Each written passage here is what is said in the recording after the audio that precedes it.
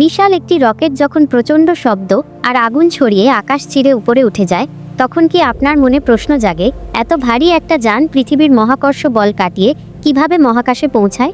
এর পেছনে কাজ করে বিজ্ঞানের এক অসাধারণ কৌশল।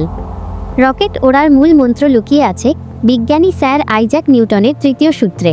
সূত্রটি হলো, প্রত্যেক ক্রিয়ারই একটি সমান ও বিপরীত প্রতিক্রিয়া আছে। রকেটের ইঞ্জিনে যখন জ্বালানি পোড়ানো হয়, তখন নিচের দিকে প্রচণ্ড বেগে গরম গ্যাস বেরিয়ে আসে। এই নিচের দিকে দেওয়া ধাক্কাই রকেটকে ঠিক সমান শক্তিতে উপরের দিকে ঠেলে দেয়।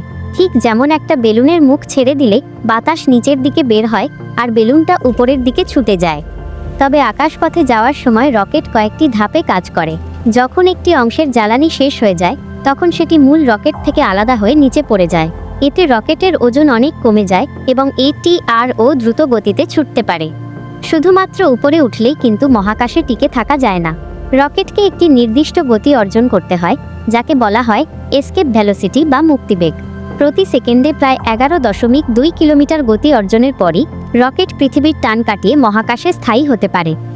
মানুষের অদম্য ইচ্ছা আর বিজ্ঞানের সঠিক ব্যবহারই আজ আমাদের এই নীল আকাশ ছাড়িয়ে অজানাকে জানার সুযোগ করে দিয়েছে।